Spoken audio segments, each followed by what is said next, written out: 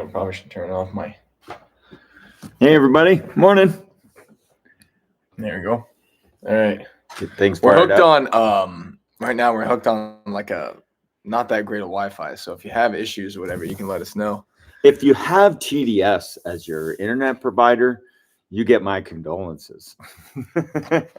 If lightning doesn't blow the wires up, then we're still on copper, old stuff, and it takes forever to download things. Like, just our internet service is absolutely the worst. We have a hard time ever just trying to download a video here, so we try and make them here, and then Taylor hauls them to Maine and gets on the old fiber optic and makes a rip. I think we're supposed to get fiber optic here next year and a half Once or you whatever. had fiber, there's no going back. Yeah, all our lines are buried, and we live on top guys. of Lightning Ridge, I think, and everything gets blown to bits every so often. I keep losing the filters on the shop or the house or whatever. It's a pain, Yep. but you have my condolences if you have TDS. Yep. Can't wait to see you guys at Huntstock. Yes. It's Huntstock. coming. How many days? New York. We're going to the New York one in Utica. Mm-hmm. That's on, starts, we're getting there Thursday, but it's on Friday, Saturday, Sunday. So that's going to be a lot of fun. Yep. Massachusetts Huntstock is amazing. We're going to be doing that again. That's the 8th of August. So we'll be there for that. Yep. That's going to be a lot of fun. Going to be doing some seminars of both of them. Yep. The seminar lineup for New York is Jumped Your Buck, Now What? Talking about, when you're tracking and you bust them and now they're running, or now they know you're coming, you get them up out of their bed, how that changes the game. So we're talking about that. It's one thing to follow a deer and take him along for a ways and he doesn't know you're coming. Once you jump him, there's all kinds of different scenarios that kind of need discussion, and that's a whole, just like a giant topic of what to do next. And it's something, especially whether you have experience or not at tracking, it's something that it's good to talk about, because there's a lot of variables that come together in different situations that will require different things to be done. And of course, it's going to be judging and deciding what to do next. And we'll weed through some of the bushes on that. It really, once you get a buck up and you move him and you continue to move him, it's a whole new thing. It changes exponentially. The more you make contact with him and don't get him, the harder it is to get him. Also, too, like, that's what really separates the men from the boys at the end of the day. Yep. Because if you get a buck up, he knows you're coming, and you go right after him and you end up getting him, you've really done something. It's an accomplishment. It's like the ultimate accomplishment of tracking, to kick a buck up. A big one. And he knows it's you, and you're coming after him, and you get him at the end of the day. It's some of my most satisfying hunts were that way, and very, very little beats that. As somebody who hadn't done that a lot back in, I think it was like 2019 or 2020, when we were tracking two-step, that was probably one of the most frustrating deer hunting experiences that I've ever had. Was, I think we hit him, it was like 11 or 12 times or something like that. Yeah, we moved him 12 times over 2 days. In the course of 2 days. And it's like, in one, he was wounded. Two, he knew we were coming, and he was in the thickest, nastiest woods that Maine had to offer. And as somebody who hadn't had a lot of experience with that at the time, that was unbelievably frustrating. But it was humbling, and I learned a lot. I probably learned more in that, in that tracking experience than I had on any of the bucks that I'd ever gotten up until then. He taught me a ton. It's a big space requirement. Yeah. Like, if you keep moving and moving, you got to have a lot of room. Well, that depends. In the case that we had, he didn't go far, but you just couldn't get him, and the staying down the thick stuff. But if you get one that's, he's a big mature buck, he's got space to run. It's like, you might be going for a walk, and you also might be bumping him out of the space that you have to work with. So trying to reduce the amount of times that you make contact with him until you can actually get a shot at him or get him. That's one of the things that we're also going to talk about in that seminar in New York. Make the most out of every contact that you do make. And in some places you'll be screwed, but like that's the whole point of it. We're going to get into that, because that's really, there's some bushes, there's some deep bushes there that need to be worked on a little bit. And some of the kind of stuff that you can really get from somebody who's really experienced tracking deer.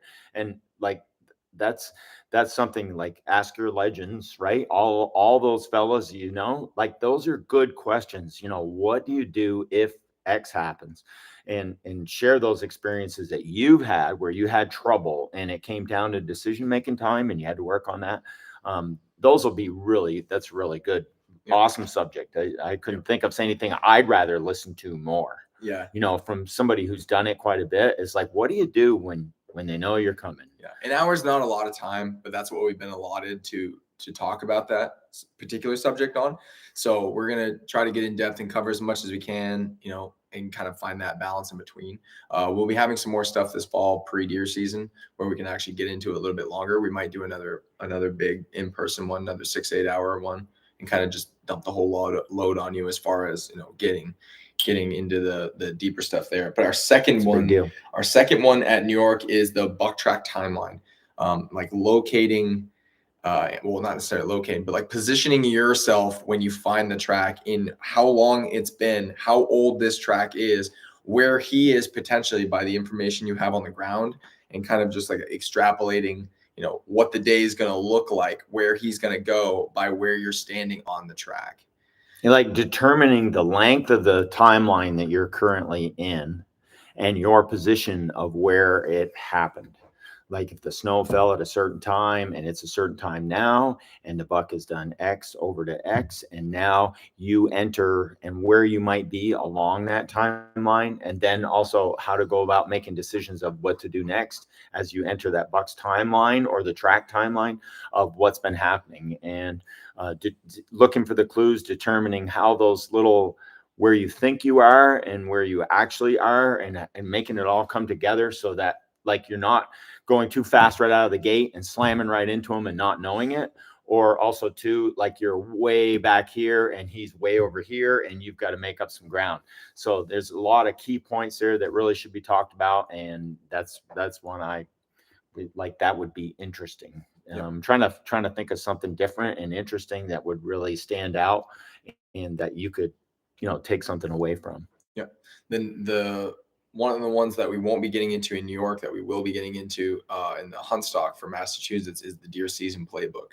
And that essentially is like breaking down the entire deer season, breaking down what the deer are doing, the kind of habitat they're in, what phase of the rut they're in, and what you should do in correspondence with that. So like this week, first week, this is what we focused on, and we use the information that we see out in the woods to verify that. Second week, third week, fourth week, fifth week, you know, up into later muzzleloader and things like that. Yeah, there's also the timeline of the season as well. Yep. And that timeline of how the season is going, you know, from early fall all the way till real late, say December, January, when they're like post-rut kind of stuff, like where you are and how that affects your timelines on the ground.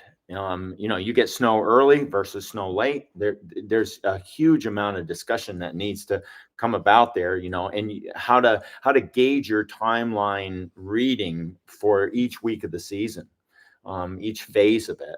Part of that, the overall discussion we had at the masterclass, where you can like start bringing all these overlapping patterns together and make something real sense out of it, and be able to say, well, at this time of year, this is what I could expect. Yep. Another thing is like when, you know, what would be likely to happen during the first week of the season on a track, and what would be likely to happen during the last week of the season, right? Those are totally different things, and what you could expect to be happening along it. So we want to get into those discussions and talk about that stuff, because that's a huge thing. Hunt stock was awesome last year. One of the reasons that it's so good, and like it is that giant deer camp kind of feeling, is that everybody comes to it with their version of what they've been having going on with them.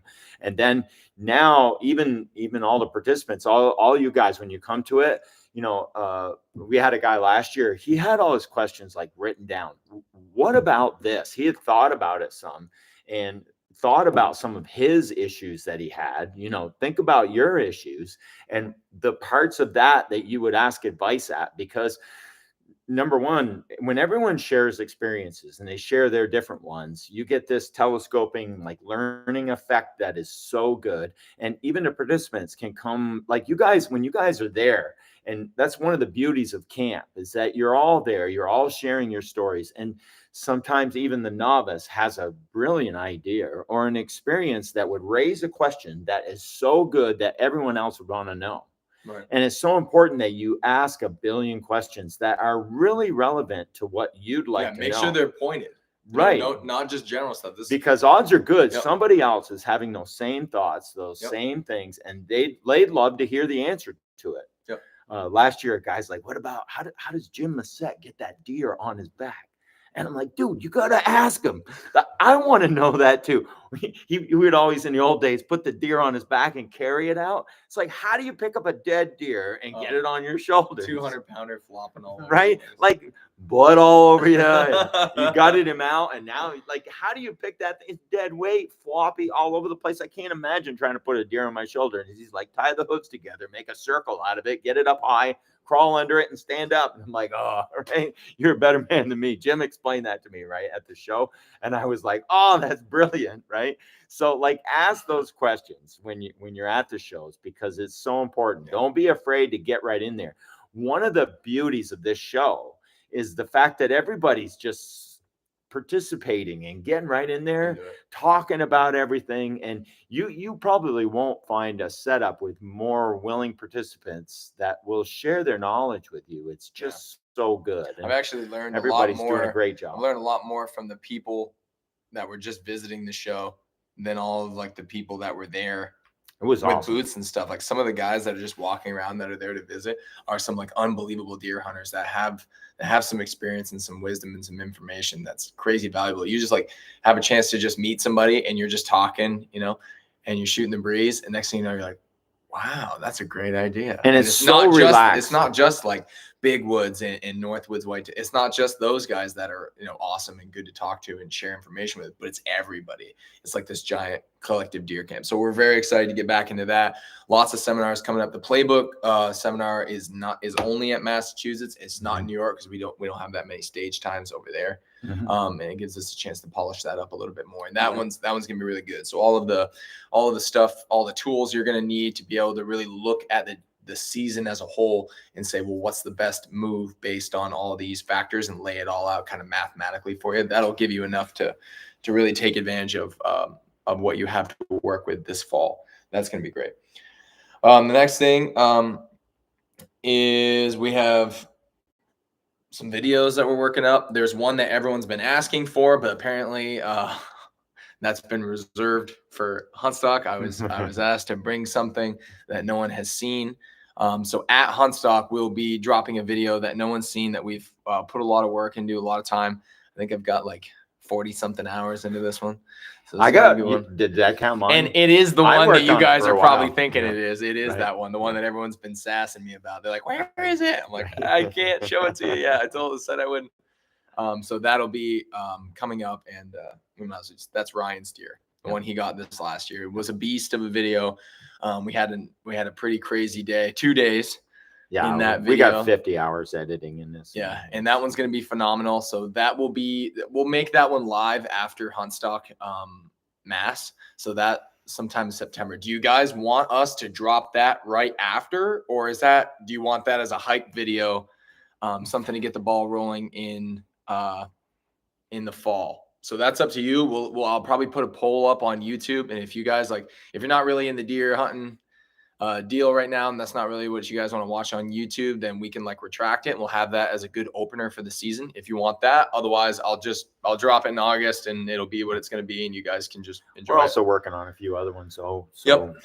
Yeah, we have a mountain of videos. We're going to be, hoping to put out somewhere around 50 or 60 before the end of the year. That's what we're going to shoot for. Then not full-fledged kind of production stuff like Ryan's hunt or whatever, but it'll be some really good stuff. Yeah, we really want to say thank you too. There's been so many folks that have been watching our stuff and commenting and liking it, and appreciate it so much.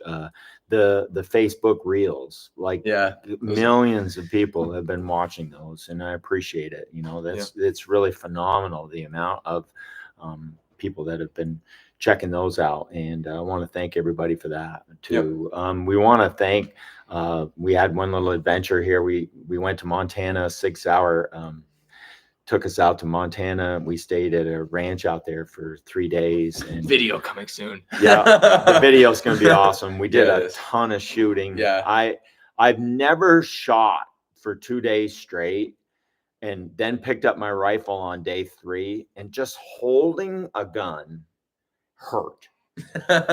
Just holding it up there, I went, oh, I'm just tired of shooting. We had bruised shoulders after that trip. My God, did we do a lot of shooting. That was fun. Just phenomenal. And I got to thank Sig Sauer for that. That was just phenomenal. Cool. The people we met was pretty wild. Yeah.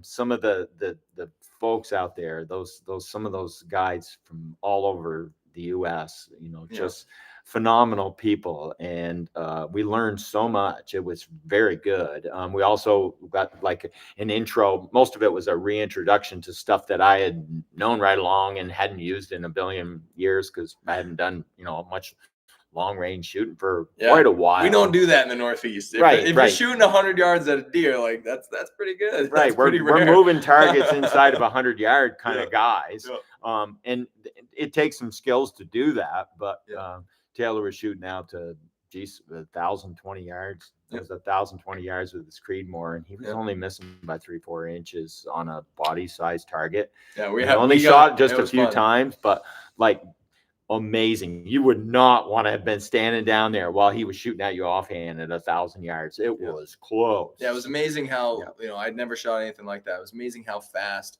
you can really pick that with the right gear and the right setup. You can really make some serious ground on long range shooting. Plus, it helps to have all the equipment they have. I mean, they got everything. They got it all, and we were shooting it all. They were pulling all the stops. The only thing we didn't really get to shoot was like BDX or anything. So it wasn't like Bluetooth, dope and all that set up to your scope, so you just pull the trigger and it hits. Like, we didn't have that, so you were still manually cranking the turrets and stuff. But still, but it was fun. It was a really good experience. We're looking forward. Apparently, there's a chance to go out next year and do a little shooting with Meat Eater. So there's a chance for us to do that. That might be a lot of fun. We were looking over all their optics. Oh, and I'm checking out their laser range finders and all their binoculars and all their stuff. And these Zulus. Yeah, the 6s. My God. Image stabilization, no shake. Oh, you turn on and it just holds steady. I was seeing vapor trails of the bullets at 1,000 yards. Yeah. Like, and we were shooting in a crosswind. We were shooting in what, 20 odd mile an hour crosswind.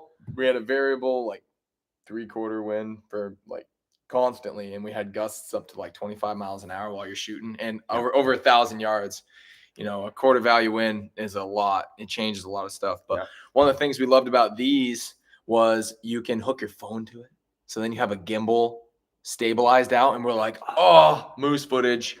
So we're gonna try. We'll make a big legit review video of these and put them out there. I mean, it's Sig stuff. Phenomenal. It's the same.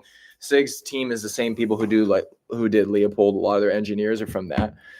So it's good quality optics, but they're expensive. So we'll check some of those things out. We'll do some videos on that coming up. So that'd be good gear stuff. I am gonna tote those. Those Zulus are going with me all this deer season. We have 2 pairs. So they are just, them things are going to be with me from now on. He hasn't stopped looking through them. I can't put them down. For like a month. I can't put them down. I looked over all that stuff and I said, I want these. These are like the best. Yeah. And we ended up doing the shooting competition. We won those. So it was fun. Yeah, worked out. But we'll have a whole vlog on that. That'll be a really fun video. It was a good time. It was an eventful trip. Let's just say that. Yeah, it's like the difference between a compass and a GPS. These binocs, just wow. Awesome. That'll be a lot of fun. The next thing coming up is just content in general. One of the things that we wanted to do was we wanted to keep putting out the stuff that the stuff that you guys have come to know from us all season, just our regular hunting videos, and somebody gets a deer, quick little tips and tricks and stuff to help you guys have a better chance of getting a buck or help you close a gap or whatever. Want to keep putting that stuff out, but also just wanted to take this time, because I know you guys took the time to hop on with us. That's amazing. We didn't want to waste that. We want your input. What's the kind of stuff that you want to see from us? Is there anything that we haven't been putting out that you want to see? Is there stuff that you really like that you want more of? Drop that in the comments below. Also, one other thing, how's the lag? Is the screen okay? Is it super laggy? let us know in the comments whether it's streaming well for you, if the connection's looking good. So we want to do that. We want to make sure that we can give you guys some more content. We want to start putting out more videos and just having a little bit more fun with this and keep it kind of natural and keep it kind of light. Maybe broaden the topics a little bit too, not just deer hunting all the time, but maybe some other stuff, more wood stuff, more things like that. Can you please post the name of the model of the binoculars? Yes, absolutely. Yep. I'll drop that in the chat right now. Yep. These are 10 by 30s, right? Yeah. Yeah, these are the 10 by 30s. The Zulu 6. 10 by 30. Yeah, they have a battery inside of them. It's rechargeable, right? Yeah, it's like a little watch battery. Yeah, a little small watch battery. I don't know. Lasts almost a year or so, yeah, I guess. It's a long time. And it has like an auto shut off if you stop using it. Yep. So that part of it I really liked. We both have prescription too. So we both have different setup. I have a astigmatism in both eyes, and he has a old age. He has time. He has old age prescription. Time problem. And we both they both had to be adjusted differently for us, but they once adjusted, they were perfect. So we both could see well out of them. And it's the same as a regular binocular. You turn one side a little bit and then turn the main turret the same as regular binoculars. Yep. And screw it in. Has a little gimbal to keep it stable. So like the difference of just holding it with your hands and turning it on and having it stabilized. My God, what a difference. It's pretty phenomenal. Like you can drive down the road and there's no shake, and they're doing this, but it's just like your vision where it's so rock steady. Like they've put a lot of time and effort into their stuff, and it's pretty amazing. They gave us a little bit of a preview of the stuff they haven't launched yet. Some of the stuff that we can't tell you what it's going to be, but it's an improvement on everything. So they're on the cutting edge. They're first in everything, putting out some stuff. And that was kind of half what the deal was like. They wanted to kind of do a little bit of a introduction to their guides. And we have no idea how him and I fell into it, because there was no other people who would like do this. We're like putting out content and stuff. There's no one else that was doing this. Even there was no one else from the Northeast, really. Actually, there was a couple. Scotty was there. Yeah. Scotty's the only other. We're both like, dude, what are we doing? The other fellow from New Hampshire too. He's on Brown. Instagram. Yeah. Brown there. Yeah. So the really good. Yeah, it was good cool. Guys. Like, and some of their shooting skills were phenomenal and really neat. The regulator, they have a 223. Yes. That's sort of like a mini 14 in a way. Yeah. But like, talk about reliable. I think they shot 15,000 rounds through it in a day, and it never had an error. Yeah, like that's incredible. They built off the spear, the one that they have for the Army, the MCX. This is the MCR, so it's basically the exact same thing, but it's got just a regular rifle stock in the butt, and it's probably one of the best shooting guns ever. It's phenomenal. Like, it is absolutely phenomenal. Wicked accurate, and I was hitting the plate steel on edge. I have plate steel on edge. Yep. Like it's only an 8-incher on edge at 130 yards, and I hit it and started it spinning again. Yeah, like that's how they had the same 1-6 that we have on the cross that I shot my buck with this past year. Yep. Same exact optic. Every now and then if you're going to start shooting any distance, you kind of want something with a little bit more zoom. 6 power is a little low, sometimes, especially when you start getting out past 200 yards. 6 is a little low. You can hit it. Fast, you can hit it. You can see it. You can hit it, but it's nice to have a little bit of a zoom. But yeah, nice little gun. So that'll be in the video. Some other stuff. I do have a reel. LOL, just ordered them on Amazon. No. Oh, nice. Cool. You will not regret it. You will not regret it. It's like picking up my grandfather's binoculars and picking up a new set today. That kind of difference. Yeah. This is like that kind of difference between these and regular binoculars. My God. Yeah. Oh my God. We've been very happy with them. Excellent. We haven't had a chance to use them for hunting yet, just because we've only had them since April. But there was a hen in the field, and she was kind of coming and going like a periscope a little bit, and I like lost her. And I moved on to the next field that she had kind of headed to, and I started searching it real quick, and I just happened to swing through real quick, and I saw her head just like that, and I was like, oh, already. Oh, Right? good. Yeah. No problem with the audio or video feed. Nice. Sweet. Good to hear. Love it. Appreciate Love it. it. 'Cause you know, some of our live streams have been a little choppy. Yeah. Let's just say that. Yeah. So anyway, back to some of those questions. Please drop down in the comments. What do you guys want to see? What do you like? What's some of the stuff?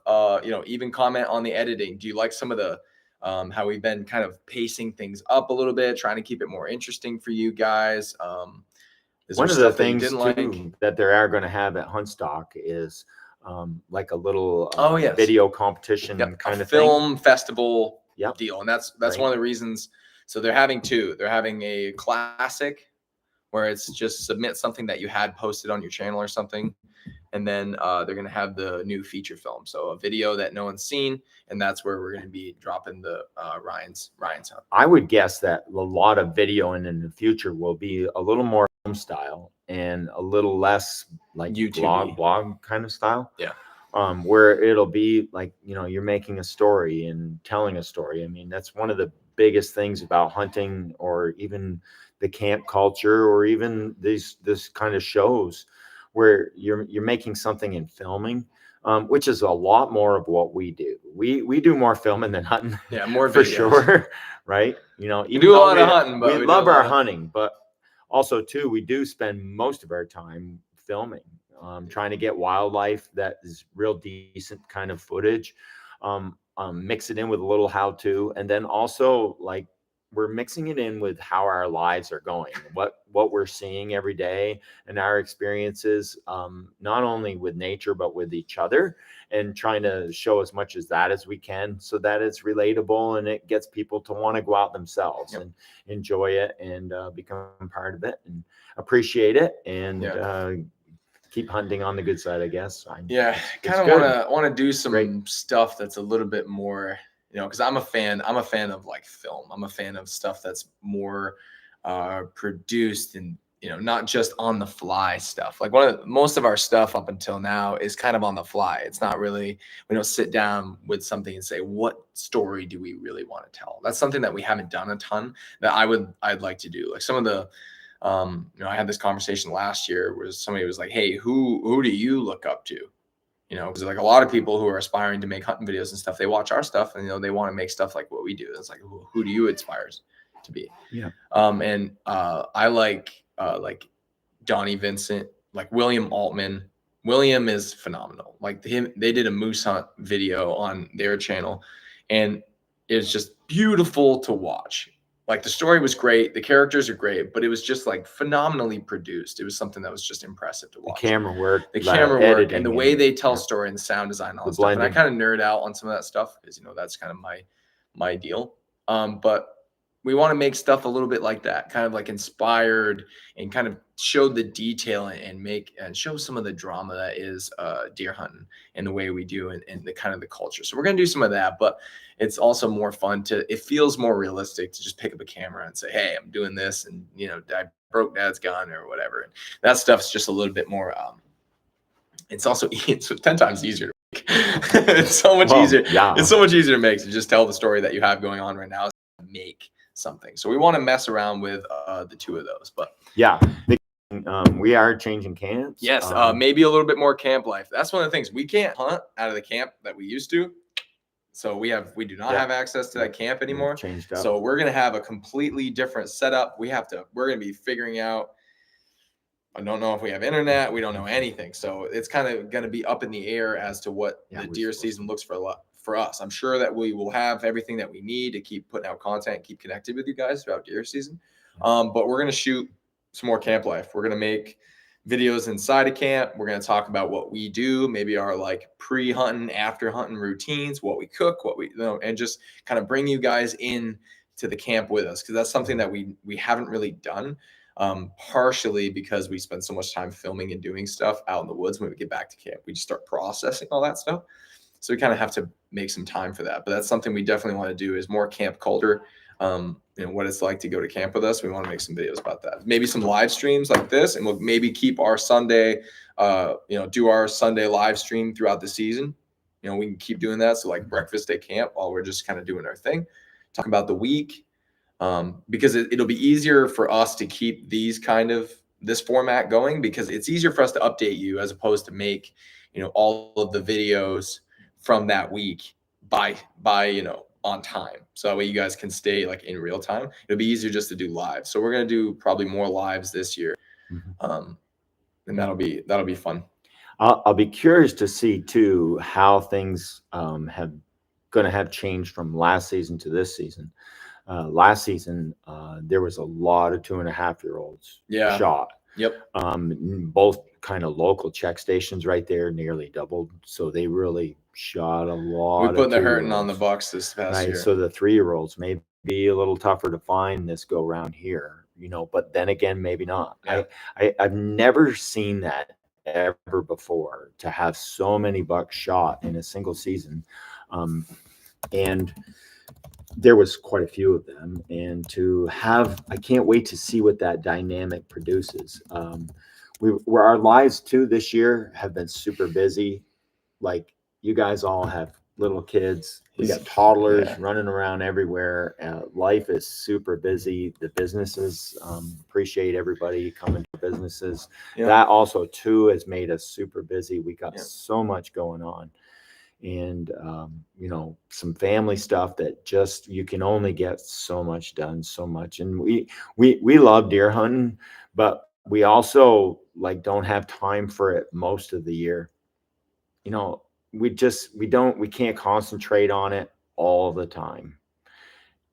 My life is deer right out straight nearly all the time, but it's in the form of the taxidermy, right? So we're super busy doing that. I've been trying to make some reels. I have a few minutes every day, so I'll put together some older clips and stuff and make something out of it, just to make something, because I like to, and we're thinking about it, but also too, we're super busy and we just got so much going on. And when that time of year comes, we're into it then. And then the rest of the year, I've been going through old clips and titling them, organizing them and getting them straightened out, so that maybe we could provide some of that stuff to you too. Also, there's just kind of stuff. There's just so much to do, and we're fairly ambitious, so that makes us even more busy. And at some point you have to say no to some things, and we've been saying no a little bit more to some things because we just don't have the time for it. I wish we did. The other thing too is our style of hunting to see more throwback videos. Yeah, we're actually, that's the main thing we've been working on here lately, is getting some of the older clips and stuff squared away and straightened out so that we can provide some of them to you. Also too, our hunting style is no cameras, no scouting, pretty much. We might take one trip and go for a ride, and mostly that's to check on what's been happening with the people, the woods. We want to know what the people have been up to in that area, and how much the trees have been cut or not cut, or where the activity is going on, the people traffic and whatever. Some of the older buck that have been there, whether they're still there or not, we won't find out till the season. We won't go looking for them until then. We won't care if they are there or not there. If they happen to be, great. If not, oh well.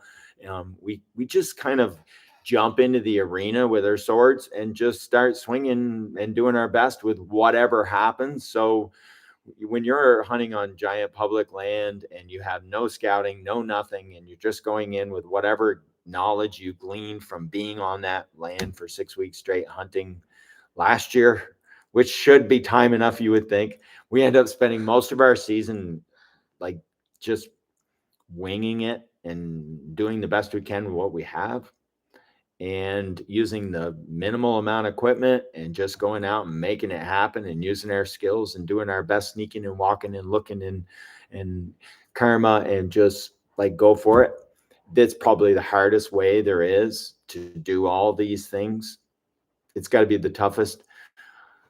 And that makes things different compared to most people. And that part of it's kind of tough, but it makes us good at what we do, kind of, because we're able to do it in situations where it's pretty tough, and where people would say, I'm not doing it that way. I'm not doing it in that place. I'm not doing it that way. But when we do get put in a new place like Montana, and we were out there with all those guides, we learned a few things about ourselves, and we did pretty good. Just winging everything. Wow, we did pretty good. So Yeah. I was, and I'm not bragging. It's just that we did fairly well. So it makes you feel good about what you're able to do and how you can handle most any situation, and it makes a lot of yourself. And that's the kind of stuff that we're really hoping to inspire. Like, it's not about the deer; it's about what you become because of the deer.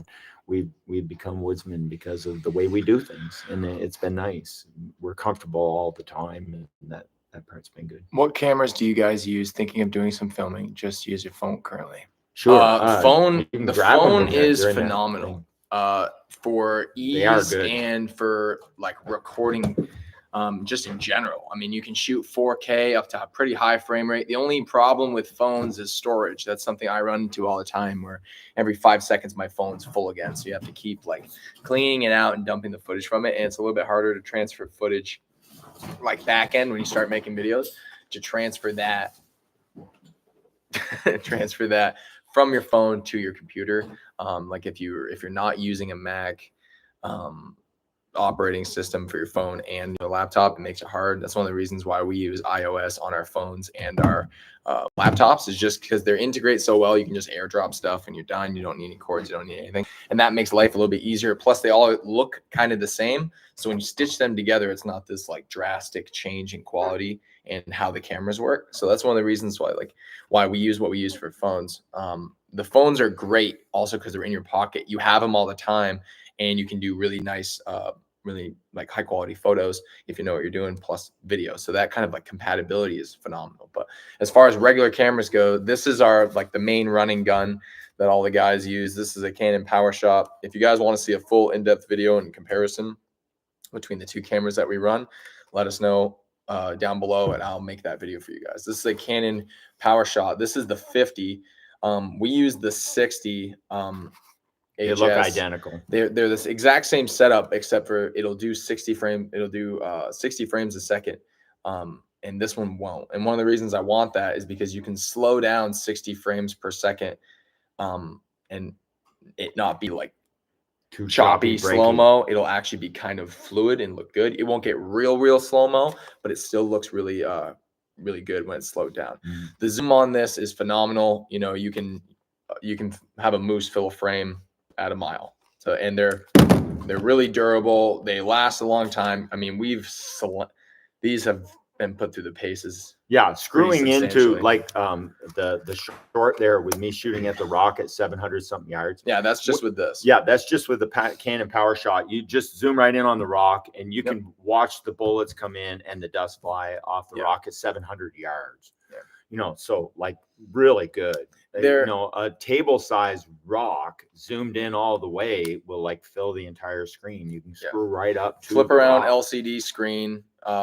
They take pretty good pictures, not the best. We don't use these for real picture stuff, but you can, and that's one of the reasons why we have it. Rechargeable batteries, SD card. Yep, right it takes all that. They're really durable, and they're pretty wide. When you zoom all the way back and you flip it around, you get quite a bit of where you are, and it's not like too close.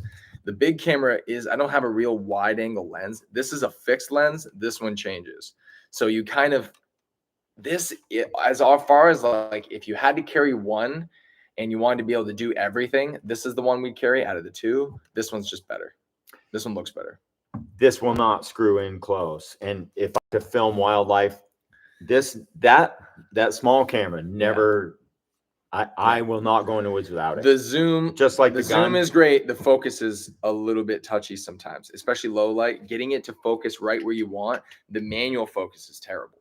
To try to get it to adjust is terrible. Auto will be a little jumpy sometimes in dark situations. So this has some frustrations built in with it, and you can actually see there's a point in Ryan's buck video that we're releasing at Huntstock where I kind of talk about, you get to see something that has to do with this one not being able to do this. It's a surprise, may or may not involve a buck. This one loves the low light. But this thing is phenomenal. As far as a general camera, if you aren't super concerned zoom, this thing is the cat. Like, this thing is phenomenal. Interchangeable lenses, the autofocus is phenomenal. The pictures are crazy. You guys have seen the photos. A That lot we of the posted. up close stuff. If you're in camp, if you're in the rig, if you're at the scene with the deer, stuff like that, it's really good. If the wildlife is within 25 or 30 yards of you, you'll get everything. Like every loose hair on the side of that moose, you'll see it. Yeah, like it's that good. This thing will it's record so high frame rates, like 120 frames a second. It'll do 4K. It'll do all that. So this is more powerful. It's sharper and it looks better. And the images are 10. They're probably even better than 10 times. And better. It works great with the computer in tandem with the zoom. So like, you know, if you were you can shooting crop at a in deer, if you're on 4K, you can crop in. You can crop in. It's not fantastic, and I don't typically run 4K just because it eats up SD cards like no tomorrow. But this has been great. I use this to film grunt buck, and that buck, if you guys remember that one, he walks out. I think it was like 30 yards or so, and I zoom. That was max zoom with just the kit lens that comes with this. So he looked pretty good. And had I not been like, shoot him, it would have been a lot better. It was mostly just operator, me dropping it down so it went out of focus. I run everything in auto. I don't run stuff in manual. I just let the camera decide the settings and all that stuff. So sometimes you'll see like a big brightness shift in some of our videos because by the nature of what we do, I can't set up settings and I can't be spending time picking shutter speed, frame rate, and messing around with all that stuff when I'm trying to just get the shot. The other things too is it's dynamic. So if you guys want to see, everything changes, and now your settings that you were screwed in on and good for aren't good anymore. And then you miss the shot because of that. So if that's something you want to see, like a full, like kind of like our walkthrough of cameras, the difference between the two, what we use, what we've expanded to, what we've added into our cameras setup, maybe a little bit of phone tutorial stuff. If you want to see that, let me know below. I'll put out a video about that. And like really get into some of the meat and potato stuff. I probably won't get into like editing and the real camera basic stuff because there's like a million people out there who do that sort of video better than we do and know more. They're probably a better resource for it. But as far as in the context of hunting, if you guys want that, I'll throw that in. You know, if it comes to that kind of stuff, we watch Peter McKinnon. Yep. Casey Neistat, Peter McKinnon, Potato Jet, all those guys are phenomenal. They're really good cameras. That's what they do. That camera kind of stuff. Yeah, McKinnon's been a huge influence on us. You can tell if you go back and you start watching our videos, you can tell when I started watching videos about that stuff. And it was like the end of in between our 2018 and our 2019 season is when I started being like, okay, we're going to do this. We're going to get a legit camera. I'm going to learn this stuff. I'm going to learn editing. And that was the year like we really started putting out videos that in my opinion are actually at least watchable. Yeah. Discussing about the fawns there for sure. Like there was a lot of fawns last year. Nearly every doe had twins with her. Be a great season. So seeing lots of fawns would imagine the bucks had a hard time to recoup after the rut. You know, there was lots of deer in general. We're working on like 12 or 14, 15 mild winters in a row here now in Vermont. Even most of Maine was relatively easy winter. So this should be another good bumper crop of fawns. So the fawn production has been really good. One of the reasons probably the check station 2 numbers were so high is because they did issue quite a few doe permits for a lot of those areas. We also had snow the first week, which is slightly unusual for the last years that we've had, is to have really good tracking snow right out of the gate when they haven't started circulating yet. When the bucks haven't circulated and then you have a lot of 2.5-year-olds, you have a lot of young bucks that aren't going anywhere, you could close and kill a buck like that because one, they were off their game, they weren't moving far, and if you found a track, you were going to get him. You were at least going to see him. So that's a whole subject right there. What happens when it snows right out of the gate and there's a fair amount of it? Yeah. If the bucks aren't circulating and they're not zombie walking, they're just kind of hanging out, getting fat, not doing a great lot, and you get a ton of snow, and then all of a sudden things start happening.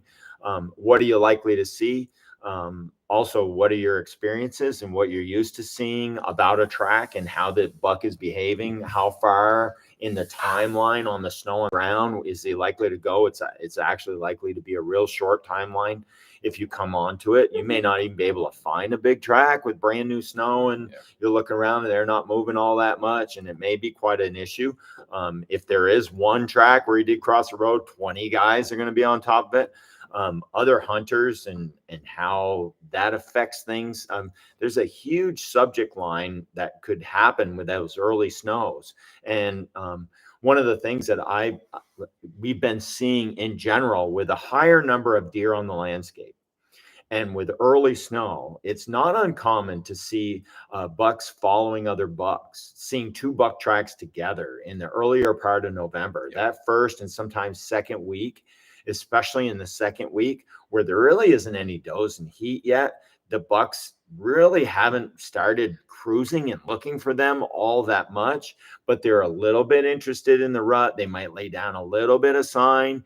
And also too, they may be more interested in other bucks and like escorting them off their place or finding out what they're up to. A little buck may follow a big buck and just to see what he's up to, or the big buck may find a competitor that he really can't stand, and now he wants to escort him out of his area. That was so you'll see 2 bucks. That escorting situation, that's another huge topic right there, where a buck following a buck, you're likely to be tracking 2 bucks at once. This exact scenario is the reason why Casey and I got grunt buck the way we did. It was early in the season, no does were in heat. He was laying down a ton of sign, and it was like, and he's a decent size mature buck. So it was like, okay, if we went in on him and just called, and pretended to be a littler buck, he'll come down and check us out, right? What else does he have to do? He's laying down sign. He's showing that he thinks he's the man. And let's go in here and kind of half challenge him a little bit, but be pretty light about it. And let's pull him out in the open. See what happens. And it worked phenomenal. Right. The early season works better for the buck calling each other and checking each other out. And as the does start to come in, that's when your tipper cans and things like that will start to work a little bit better. We'll cover all that stuff in the deer season playbook in Massachusetts Hunt Stock. We're going to have a big seminar about that, like what phases, what seems to work well, how the weather and how the season as a whole changes things, and like basically give you the tools to be able to analyze the scenario, the hunting scenario that you have, and make a plan of attack for that. So that way you at least have the best chance to see deer and to get one. What you can expect to see along the track and what they're likely to do next. Yeah. That is something huge. The fight scenes, you're more likely to see them, especially during the second week, where there's an escort situation. I don't like you. What are you up to? Multiple bucks in one little spot. Like, that is the ideal thing, to have them weigh the most, to have some snow on the ground, and to have multiple bucks in one spot, kind of all just swarming around each other, seeing what each other's up to. That's a huge thing. And that's something we want to talk about as well, for sure. And if you have questions about it, this would be a great time to talk about it too. Yep. A lot of the, what I've seen in the past here is, especially a small buck will come on to a bigger one just to see what he's up to. What's he doing? Where's he going? And of course, as you start down that double set of tracks, I'm trying to determine which buck is, if there's a bigger one or not. If there's one that, as soon as the 2 tracks split up a little bit, I want to take a look at that. This will be a great whiteboard, because there's a lot of different like little telltale things of which buck is which. If it's a smaller one, is he on top of the older one, or is he underneath it? Yeah, in the timeline, which one is on top of whose track? So who's checking out who's escorting who off the landscape? Those kind of things are just like key. And as you're following them along, what the 2 tracks do, and if one lays down some sign, does the other lay down sign on top of it because he's following and he's doing it, trying to do the same? Or is he trying to just end it, and there, you're out of my area, and he pulls off to the side after laying down some sign? He knocks his horns, he makes a scrape, and then stops, and then changes his pace and steps off to the side. Am I likely to see that buck right there? Is this the buck I want to track, or is that the buck I want to track? A lot of those kind of scenarios are likely to happen with that early snow. And definitely having, so many bucks on the landscape, you're going to see more of that. And I would expect a little bit more of that than usual this year, if there's quite a few that happen to be. And all the New England deer herds are doing really well, like all the states. There's a lot of deer in general, so they've been doing good. Yeah. So we have quite a bit coming up. We have some awesome events that are going to be ending. A lot of people we want to see. I almost want to I was thinking about doing where bring a question to us at the at Huntstock if you can, and we'll do like a little interview style kind of video. I might do a video of Huntstock. I might record the whole thing. We might do that. Yeah. So we want to play around with that. We'll also probably record a lot. If you can make it to Huntstock, we'll record a lot of these and put them up later. The seminars, we're going to try to do record them all and get those posted for you guys. So that way, if you couldn't go, we at least have a chance to get you the information that we were going to be sharing there. We were hoping to have it a little bit better last year, but we afterwards, we were like, this works, this doesn't work. We learned a lot from this last year, and we'll be ready for that this year. Yeah. That'll help a little bit. The other thing we wanted to do is ask all of you, what are your biggest frustrations when it comes to deer hunting, you know, and how you work through them, how you go about dealing with other hunters, or the woods are all sawed down, or like whatever challenges, weather isn't so good. We want to help, and we want to talk about those frustrations and some of the ones we have as well. We end up with some too, like keeping your spirits up and staying focused and staying on the job and sticking to it. Those are all big things, and those deserve quite a bit of talk for sure. Yeah, those that cannot attend Huntstock would appreciate a video. Yep. Yeah, sure. We'll definitely try and do that. We'll vlog it. I will definitely do Massachusetts. I'll have more help there because the guys are all going to go to Mass. I'm not sure if anyone else is going to be able to make it to New York. I know Ryan's daughter is having her first birthday smack dab in the middle of Huntstock, New York. So B won't be able to go. Yeah. Casey's strapped. He won't be able to go. Cocoa Puff, it's in the air. He may be able to go. I know he's going to be going to Massachusetts. So if you guys want to come see the gang, we'll all be there at Mass. But it looks right now that it's 100% going to be him and I this coming. New York's a tougher date for us. And it's a long rip. You know, Mass, we can slide. You can make it work because it's closer to us. But it's 6 hours just from the Mountain Deer here. So we're going to see if we can get everybody to go to that one, and maybe we can bring Cocoa Puff to New York with us, which would be pretty freaking cool. We'll try. This is our first time going to New York and spending any amount of time there, so going to see you guys out there is going to be pretty cool. Looking forward to connecting with like Jeff Doyle, those guys again, all the kind of the ADK people. That's going to be phenomenal. We're completely outsiders, newbies out there, so it'll be a fun experience. And looking forward to just reconnecting with all the guys, like all the Big Woods guys, Northwoods Whitetails, Just Hunt, seeing all these guys again. It was really fun. We had a chance to kind of rub elbows, joke, and check the whole deal out. So that'll be a lot of fun. But it's probably just gonna be him and I. So it'll be this, us, and you. That'll be about it. Everyone else is a little bit hard to nail down. I'm trying to see if Mom will go. Maybe Mom would go. If you want her to go, drop in the comments. The other thing too that was kind of a highlight for us, you know, when we've been to the 2 SIG events now. We went down to their place, plus we went to Montana, is like some of the basics of our shooting and some of the little tricks and tips that we picked up. We'd love to pass them on to you guys too. Sure. Sometimes it comes down to the shot itself and how well that goes off, and some of the practice tips we picked up, especially our pistol shooting. You know, Daniel Horner, my God, did we like the guy's world champion, right? And 16 time. And here, like, he just discusses, okay, hold it this way, do it that way, and my God, I like doubled my shooting pistol skills just listening to him for 15 minutes. I picked up a phenomenal rifle tip for holding it steady. I was doing that 1,000-yard couple shots while we were waiting for the last event, and I was just shooting it the way somebody who's never shot 1,000 yards with a rifle would, just offhand picked it up and pow, like that. And afterward, I had a conversation with their kind of trainer, and Dave and Corey were just phenomenal. Yeah, Dave he trains everyone for long distance. He's their sniper, and he pretty much just trains everyone how to shoot. And he was like, you need to hold the gun like this. This is how you put it. This is how you lean into it. This is, if you're going to shoot offhand, do it this way. Crazy difference. You want to talk about how to shoot offhand, never miss. it was phenomenal.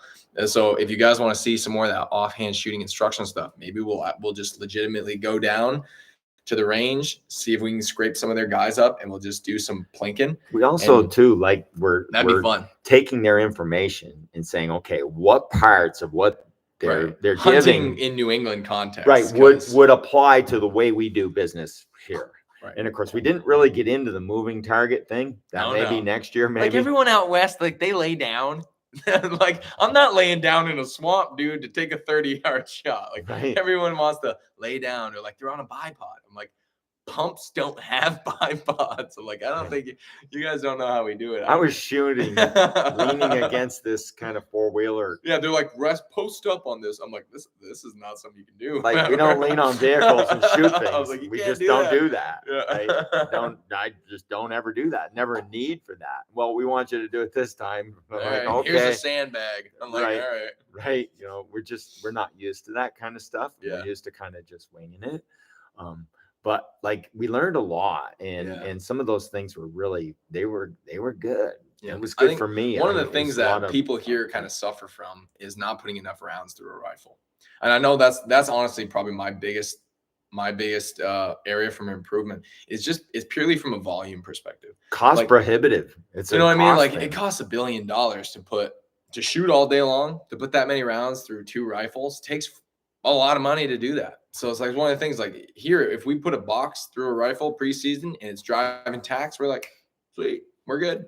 You know, you need one shot. It's cold bore. It's inside of 100 yards. That's all you get. Like we're not calling distance. We're not using range. We're not doing the stuff that they are doing out west. You know, we don't have I don't want to say luxury, because that's not exactly what it is either, but it's like the circumstances and the conditions of how we hunt don't exactly provide an environment for that.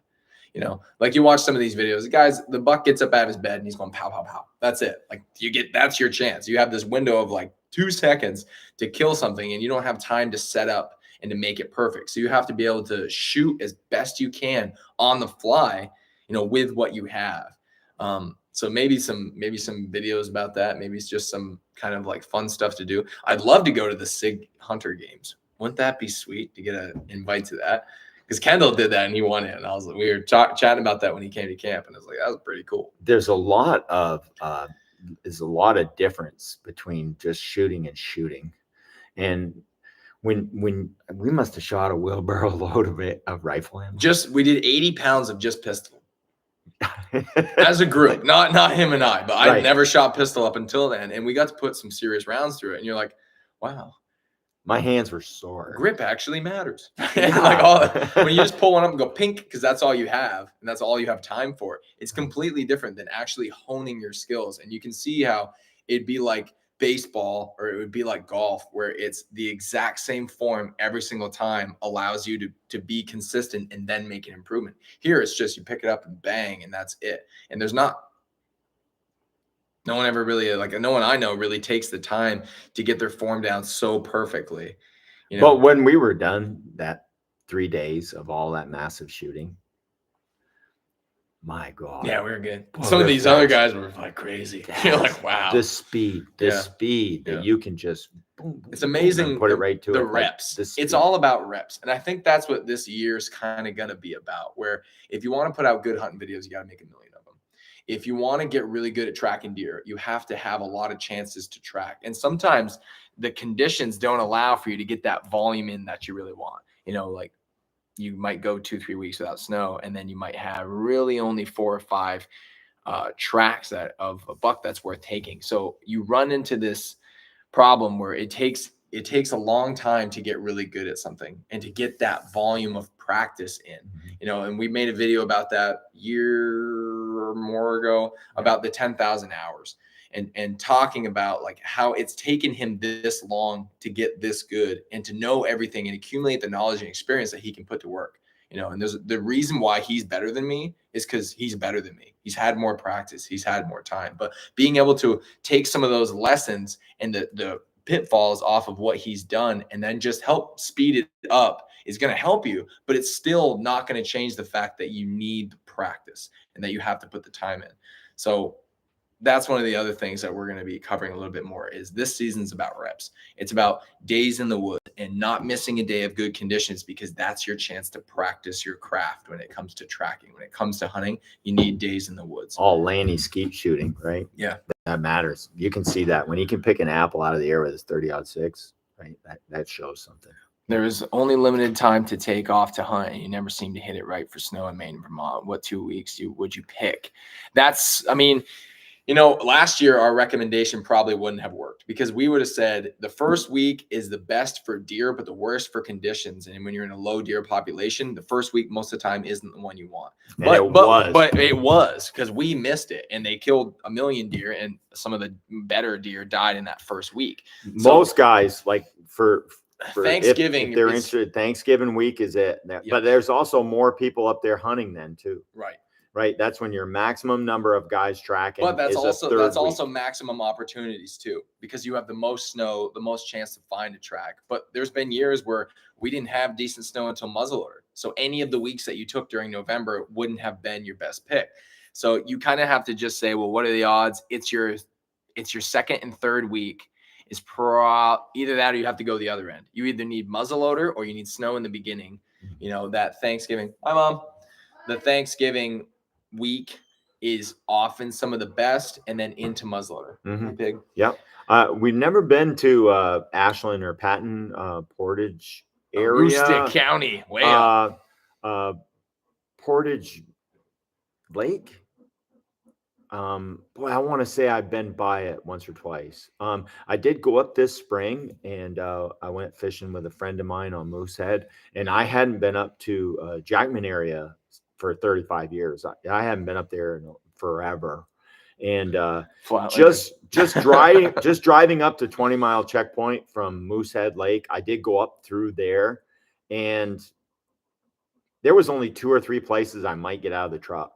I didn't like the conditions of the woods. They're all about 35-year-old trees. They're all about 6-7 inches. It's just a flat kind of ocean of garbage. I didn't like none of it. Doesn't mean there aren't deer there. Like, the only requirement I have is that there be a big deer there. I could care less if there's a billion guys. I don't care about what other hunters are doing or whatever. That part of it, I don't really care about all that much. I just, like, if there's a big deer there, I want to hunt there. If there's no big deer there, I don't want to go there. Like, I'm really you try to split your time where you're in the best woods, but also the area with the best deer in it, because sometimes the nicest hunting woods don't have the buck that you're looking for. Some of the places like north of Seboomic, if you like, Seboomick's kind of like in the middle of the Golden Road-ish, and from there straight up to the top. Some of those areas there are known for 250 with big racks too. Big stuff. You know, it could have a big rack and not that much weight, or it could have a big rack and a big weight. Over the years, there's been quite a few that have come from there. I used to have a Maine atlas, and I can't seem to put my hands on it, but I used to write down all the deer from the 500 club. I would write down where they came, the township they came from, and just kept track of all that. Right. Yeah. And I would just say, okay, TRW, whatever, 206. I would just list all those and just kind of see where everything was. And turned out it is pretty much good ones in nearly every area. They'll come and go over the years. You might have a 3-year span out of 10 years where one spot is pretty decent, and then later on it gets hunted hard, it gets a little bit of attention, and then it's not so good, or it happened to get a lot of snow or whatever. Snow is a limiting factor most of the time. Hunting is not. So it really don't matter all that much. It's just when I look down and I see a big deer track, that's what I want. I want to be someplace with a big track. You try not to hunt around too many people, because you don't want to disturb other people's hunting. Right. But at the same time, you don't let people deter you from hunting, because we've been in areas where there's a lot of people and still pulled a big buck out. That matters a little less. We just try not to. We don't want to be the guys where, you're on a track, you're on a big buck, and a pair of boots comes in and cuts you off. Like, we don't want to be that pair of boots. So we try to keep that in mind. We try to be very aware of other people, and we try to keep. And if we think somebody's on a track, we just let them have it. Because We're just trying to make sure everyone has a good time. We out there, and don't it's not worry a too much competition. about disturbing each other. We run into each other all the time. Right. And We're if more I'm on likely one, to it's like, mess cut me each other off. up. As long as somebody shoots it, we kind of hunt. Like it might sound wrong in a way, but we kind of hunt as a team. And I don't mean like driving deer, we're all on the same track, but it's like we hunt as like, if anyone in the group gets a deer, that's what we want. So if him and I just happen to be hunting over here and he cuts me off and goes and shoots the deer, I want that for him. And we all communicate when we get back to camp as like what we saw, how it went, where there's a buck. This over here has nothing. I wasted my entire day. It had this, a little bit of buck sign, nothing new. So we share all of our information so that way everyone in the group has the best chance of getting a deer, because that's just kind of our dynamic. We care more that deer are got by the group than by anyone in particular. So we do our best to share that information and give everybody a chance. So we'll hunt with each other that way, and we don't mind being on top of each other every now and then. But when it comes to other people hunting, we want to give them the space that they need, because we don't want to be those guys cutting people off, because we've had that happen, and it's a frustrating experience, and we don't need any more hunter kind of issues out in the woods. But So you can also kind of expect it a little and bit. that's part of the game, though. Don't If take you're it traveling personal. miles and Most of the miles time and it ain't. miles, yeah, it's gonna happen. Most of the time it ain't. If it is personal, well, they get a problem. They do. Right. There's been a lot of like hunter conflict competition crap, out there. Like, I'm not gonna get into any details, but just people being inconsiderate or treating this whole thing as a competition. It's not. Like you're competing with yourself and you're competing with that deer. He's fighting for his life and you're doing your best to bring him home for your family. Like that's it. That's the only real competition going on. And your ability to get along with other people should be pretty good. I mean, they're deer hunting and you like deer hunting. What's the difference? Right. AC/DC fans at a concert don't get mad at other people because they like AC/DC. Somebody else is hunting. It's like everybody loves AC/DC. Everybody loves deer hunting. It's like, what's the problem? Yeah, how can that be a problem? But we that's understand. People. We understand how it goes. So people have their issues, I guess. When it comes to, there's a second half of that. When it comes to splitting between Maine and Vermont, what weeks would you pick and why would you do that split? We'll take most of the time what we're looking for out of our hunting. Maine provides more than Vermont. For us, we live here. I would split more Maine and then more early. Vermont later in the year. Vermont later. Most of the time, the big ones in Vermont don't die till Thanksgiving week, if or not muzzleloader. So like they're not getting killed by youth really that much. Hardly any real good big ones are killed by youth. That's because the big ones aren't circulating. They're not doing anything. They're laying low. They're doing their summer routine. Plus, when we're hunting out of Vermont, we're so close to work. We're so close to family. We're so close to our regular life that it's hard to keep hunting and not have like the shop pull on you. Like as soon as you come home from Maine, it's like there's piles of deer heads that need to get caped. Like there's so much work that needs to be done. Next thing you know, you're walking around the woods with that in your head. And it's like, we're better off to just go off on our hunting trip. And when we're done hunting, come home. So that's one of the things, like the dynamic of what we're looking for, plus the space. We want to be able to go anywhere and walk all day long and not be like in somebody's backyard or be bugging anybody. We want to do our own thing in our own space and just go out and have an adventure. And that's kind of what Maine is for us. It's not so much that you can't get a deer in Vermont or there isn't big bucks in Vermont, because that's not true. There definitely is. But what Maine is offering us for what we're hunting, what we're looking for out of our hunting, it's just a little bit better for us. So most of the time we'll choose Maine over Vermont, but later in the season, Vermont's just as good. You can get a really nice buck in Vermont. If I had to have a choice, I would hunt Maine first, then New Hampshire, then Vermont. Mm-hmm. New Hampshire, we need snow because we just haven't had the time to learn it, or we would have to do a lot more preseason stuff. Like we would have to start using cameras, start really scouting to really figure to make up for the lack of time that we've had in New Hampshire. Because Maine, we have so many consecutive years of 6 weeks straight of just nonstop information gathering. And we know the land, we know the area, we know the patterns, we know the bucks, we know how things work, we know the weather, we know everything. So that helps us just get there on the fly and find a deer and get him. New Hampshire, we don't know that. And of course, your confidence level of you're being able to be in the right place or the right time or whatever, the right woods. Yep. will matter like crazy. And if your confidence level isn't so good, then that's whatever it takes to make it good is really what matters. It's because you'll feel better, right? Right. Putting on your game face. Who's the guy who does the 94 point FM? John Tesh. I don't right? even listen to the radio. John Tesh. What's right? radio? He's always giving advice for your life or whatever. And he's like, put on your game face. You're 30% better at what you do. That kind of matters when it comes to hunting as well. Yeah. And your game face, sort of your confidence level and Taking how you it feel seriously. about it, and your feeling about your chances being good matter like crazy. And if you're like, the other thing too is I'd like something that weighs a lot. I want a nice big heavy and an older one too. For more than one reason. Yeah. And to find that in Vermont is difficult. Like if you're trying to get that close to 200-pounder, a really big 5-year-old. 230, 240s are hard to pull out of Vermont. Right. And the They chances do, of doing that are a little better with those bigger deer up north. So that's the farthest north I can kind of go is Maine. So like that's where you're going to want to go if you're looking for something, good size. And early in the season would be my bet.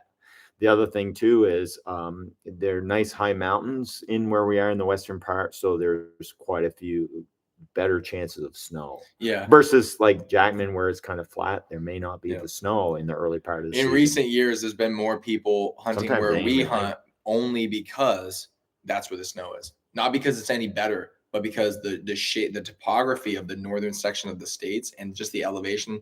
You might have no snow down low, but you have snow up top. So it's like, well, you might as well go there. If you're going to walk around and not see anything, you might as well be on snow. So at least you're in the right woods or not. Yeah. So snow makes the difference in what we do. So hunting on snow and having elevation and having the steep raise after a flat, like all that, you're looking for that topography to really help make a difference. Vermont bucks are pressured. Vermont hunters hunt hard. Yep. They don't mess around. They don't have a long season. They don't have much time to do it. So they just hammer it. And of course, that extra pressure when it's backed off a little bit later in the season is nicer. It's handier. The rut is more advanced and the bucks are out searching and actually breeding does and running around. So the chances of getting a big one later in Vermont, I think, are better.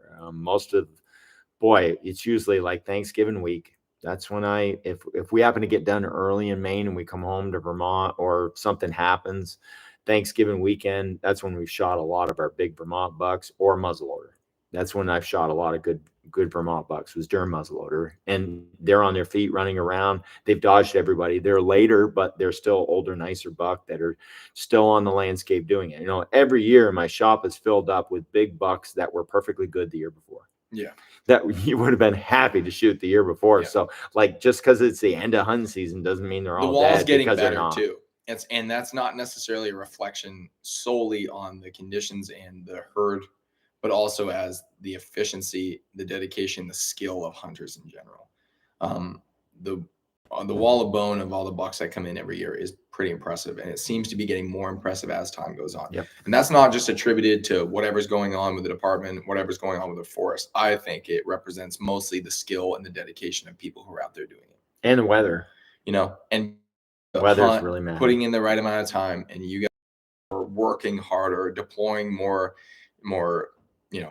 assets towards hunting and really being dedicated. It's what's really bringing the big bucks home. It's not anything else. It's the same kind of hunting we've always had. The woods are a little bit different. The hunting is better.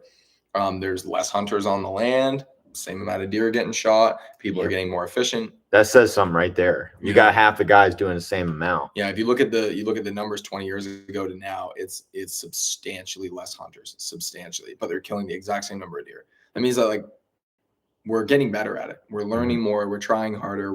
We're using better tech and things like that, and that's helping us actually, being able to be slightly more choosy and find a deer that really is the one that we want, as opposed to just taking whatever. And that is going to affect the deer herd long term.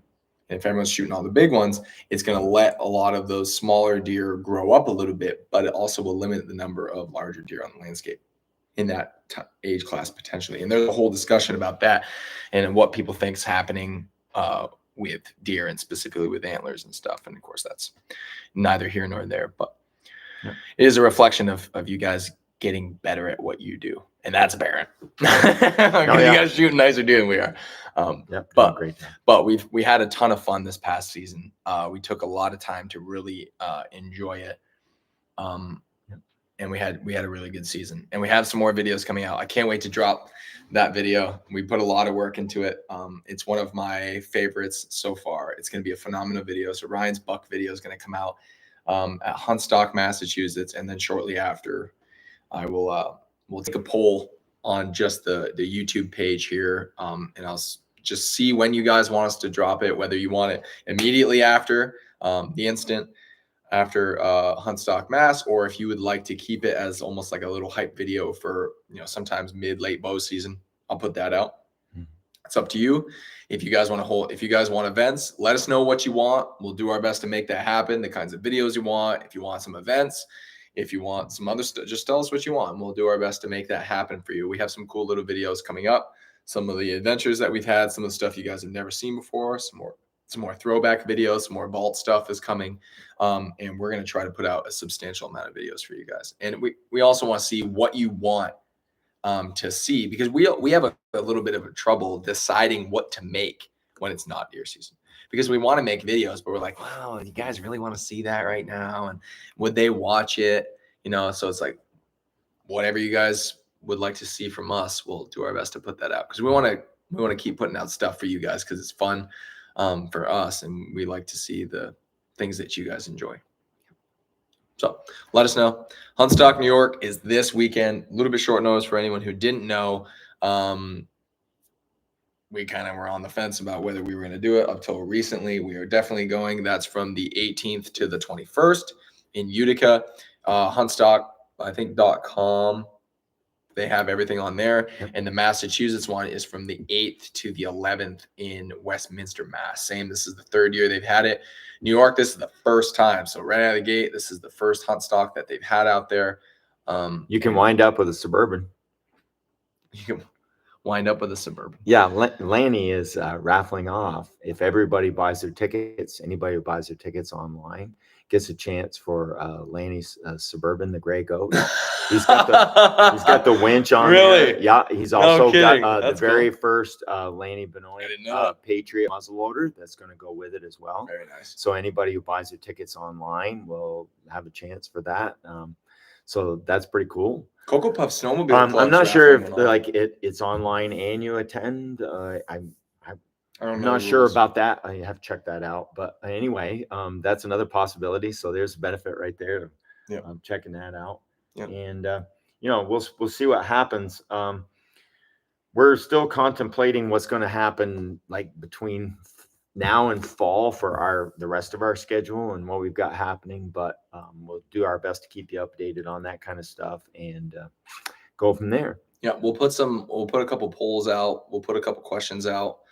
Let us know what you guys want to see, and we'll kind of take a vote, and based on the response that we have, we'll decide what kind of events we're going to hold or what kind of videos are going to come out. So that'll be for you guys. Yep. Check out our Facebook page and Yep. Instagram and all that stuff, and Yep. we'll be glad to discuss anything with you guys. Most of the time we're relatively available to talk to everybody, so if that works Thanks out, for everyone who took the time to come in today to hang out with us and chat. It's been phenomenal. We love the live streams. We love interacting with you guys. We love hearing what you're thinking. And hopefully, I think it's Peter. Hopefully, Peter, you enjoy the pair of binos. We love them. They've been phenomenal. So you will. Let us know You your will not response, because regret apparently he went out and just got them right now. You will not regret them. They're pretty phenomenal. Yeah, it's nothing to spend $1,000 on a scope. It's really nothing. People do that on a relatively, Apparently. Yeah. I think mine's like $100. Right. Most of the time we may be sporting that whatever, just to help you do that fine shooting and whatnot. But these binoculars, my God, will you see things with them? It's just so steady, and I really like it. I like the 10Ks. I'm hoping that they'll stay clean and I'll be able to keep them, nice and crisp. But if I can, Corey had them out west. He took he has like a magnetic or steel like ring that goes around it, and then your phone just goes right Yes. onto it, so you can I will adjust be your phone. We'll be doing a video about those, up. and we're going to be using these to film. I think for that's going to sure, be the cat. because that will replace the power shot, which for me is 100% worth it. To be able to whip the phone out, clip them onto your stabilized binos, and go bang and have it rock and roll. Plus, Had a get the little zoom of the leveling phone. line on the man, phone, so now you can watch Yeah. right in the phone and see what you're doing, and That might- hold it anywhere you and want. it'll get 4K. It'll be at a high frame rate. It'll look really good. And we played around with that in Montana as well. So that might be the new setup that I run. Because I mean, the power shot is half the price of the binos anyway. So it's like, if I can fix that, 2-in-1, and I'm already running this guy, it may be less to carry, less bulky. and if the video comes out better, We'll try it. We're gonna try it. I would think it'd be great for like shooting scenarios. We'll It's see. so stable. We'll see. It's so difficult to not move when the gun fires. Even if you're a bystander and you're watching, when the gun goes boom, it's so hard not to even do if that. you're 100% ready, you don't jump and you're close to the gun. The If shotgun this, just we whips want to you. try it. We haven't experimented yet, but if this eliminates that, Yeah, that'll be awesome. The Can't wait. 10Ks, I want a pair of the 10Ks because they're all of their rangefinder capabilities inside a bino, and it's like they're accurate out to 10,000 yards. Like, it's crazy. Like, some of the stuff is just phenomenal. The technology they're putting into it is just nuts, and it was really fun to play with it. But it was like, for the price tag, I was like, I can't afford this stuff. I was like, what do you think? A little steep, but Yeah. we'll see. But so if you guys want to see that camera video that we talked about a few minutes ago, I will put that out for you. If you want to see the bino video, we'll put that out. We have our trip video coming up. I have a few videos from last season coming up, a couple fun ones, and we're dropping Ryan's buck video sometime between August and deer season, whenever you guys want to see that. Yeah. So Sounds good. thank you guys so much for attending. Thank you so much for hanging out with us on this Sunday morning. We really appreciate that. And it means a lot that you guys would just on a whim jump over here and hang out with us. It means a lot. We really appreciate that. So until next time, shortly, we will see you guys. We'll probably do a live stream at Huntstock, New York. Hopefully we'll have service because Massachusetts didn't. So we couldn't live stream. We couldn't post anything from there, which was unbelievably frustrating. But hopefully they got take that care fixed. of that. Because it was like, we're all internet-based people. It's like, we need service. So hopefully we'll get that fixed, and we will see you guys in New York in just a few days.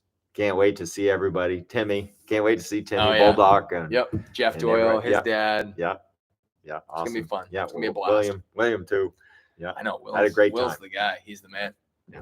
Cool. Sounds All right, good. everybody. From here, Mountain Deer, appreciate you tuning in. You guys are the best. Love ya. Take care. Enjoy your summer. See ya.